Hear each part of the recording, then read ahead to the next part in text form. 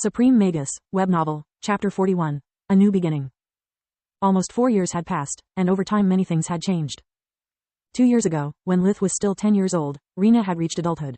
She participated to the Spring Maiden contest, winning it by a landslide. Between the clothes from the Count, the makeup from Keela and the beauty treatment from Lith, she had basically no competition. She has soon started to hang out with several young promising bachelors, before finding the right one. His name was Senton, and he was the son of the blacksmith.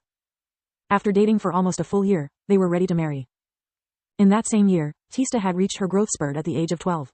She was officially healed from her congenital condition and had started to practice fake magic under Lith's and Nana's guidance. Her monocore had become deep green, and according to Solus, there was still space for it to grow at least up to bright green. Tista was finally able to get out of the house without supervision, starting to make friends with the children of the neighbors. It was too late for her to try to attend to a magic academy. She barely knew the basics of chore magic, but she didn't mind. After being prisoner of her own body for so many years, she had no interest in perpetual challenges. The only thing she really wanted was to enjoy her new life, trying out all the things that had been forbidden to her before. Becoming a magica and inheriting one day Nana's business was already beyond every expectation she ever had. Even Lith's household had deeply transformed. Between his magic, the help from the Count and all the money he was able to earn, the walls were now made entirely of stone, only the floor and the roof were still wooden. He had also built a new bedroom for himself that served as a study too. Lith was getting too old to keep sleeping with his sisters, and had no intention of moving in with Tryon. He demanded his personal space and privacy, and since he was the one paying for it, no one could make any objections. As for Lith himself, he had changed deeply, at least physically. Despite having yet to become 12 years old, he was already 1 meter and 60 centimeters, 5 feet 3 inches, high. His thin and scrawny build was only a memory. Now he had broad shoulders, his muscles were well developed but not ripped, rather cleverly chiseled. He didn't want to stand out nor to carry useless weight. Lith wasn't planning on becoming a soldier, after all. He was plenty content with a far from average build and a body that was able to react instantly, according to his will. His monocore was still cyan, but not deep anymore, halfway through the light cyan that would precede the next evolution. A monocore on the strong end of the spectrum had proven to be much stronger than the previous ones, but at the same time it put a much stronger burden to Lith's body. He had reached a bottleneck that couldn't be overcome with training or study. Only after hitting his growth spurt, his body would become strong enough to allow him to refine further the monocore.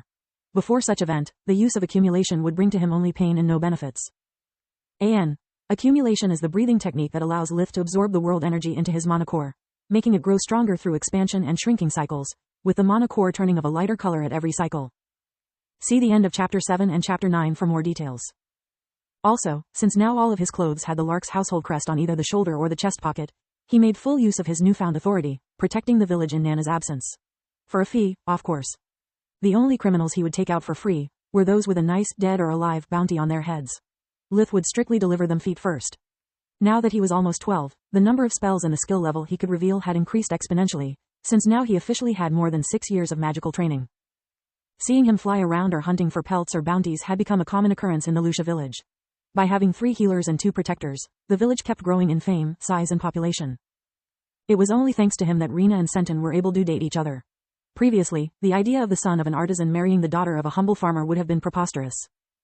Inside, though, Lith had changed very little. He was still the cynical, mistrustful broken man he had always been, with no real friend or loved one outside his family and Solus.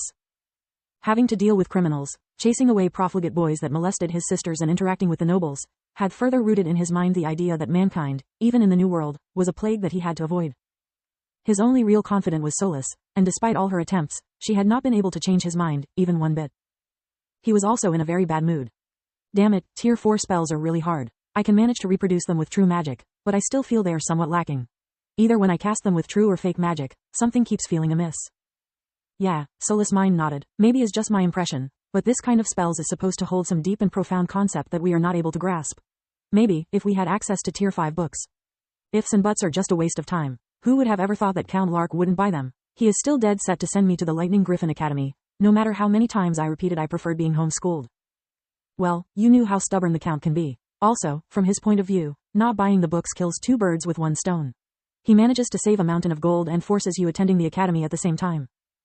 During those 4 years, Lith had relentlessly tried to convince the Count that an academy was not good for him, even resorting to use the need to protect his family and the village as a leverage.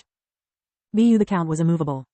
Dear Lith, you have a dire need of the academy, and I say this only in your best interest. I cannot stress out how important it is to learn how to properly interact with your peers and establishing the right connections. Not to mention that you have no friend of your age. You need to socialize, fall in love, even. Otherwise you'll grow into a cranky and cynical man. Been there, done that. Solis giggled. Also don't worry for your family. As soon as you enroll, they'll gain a newfound status, and until your graduation the Magic Association will take personal care of them. At that point, not even the most reckless madman would try something funny. Lith had run out of excuses, and could not tell him the truth. He was sick and tired of being looked down by nobles and foreign merchants, and even resorting to violence or intimidation after a while had lost much of its luster. Lith just wanted to be left in peace and treated with respect, like any normal human being. He didn't know how long he could suffer the contempt and abuse from his so-called peers at the academy, before shoving their high and mighty attitude up their throat, after taking detour through their *S's. The idea of not being able to practice true magic, spirit magic and fusion magic was enough to give him a big headache. In an academy he would be crippled, losing all of his advantages to not blow his cover. It was a lose-lose situation. Lith's mood was made even worse by the thought of Rena moving out the household. After what happened to Carl, he had developed an obsessive-compulsive need to know where everyone was at any given time. He needed to feel that everything was under his control to be in peace with himself. If you really love them, you have to let them go. Solis tried to console him. After all, academy or not, when you reach 16 years and leave the house, what are you going to do? Stuff them and store them in the pocket dimension? You need to learn to let go and focus on what's really important for you. If you really wanted to make them your puppets, you wouldn't have cured Tista. Her illness was the perfect leash, yet you willingly choose to free her. They are not Carl. The whole world is not filled with trash like the one that killed him. Lith's mind recognized the truth in her words, but his heart refused to. It would keep screaming, *CK the world. They are mine, mine, mine. Is this what a father feels when his children leave the nest? He couldn't avoid noticing that even Roz, despite all the smiles and happiness he showed, was actually quite depressed losing his eldest daughter. If I'm like this with adults, I'm afraid to discover what I would become if children were involved.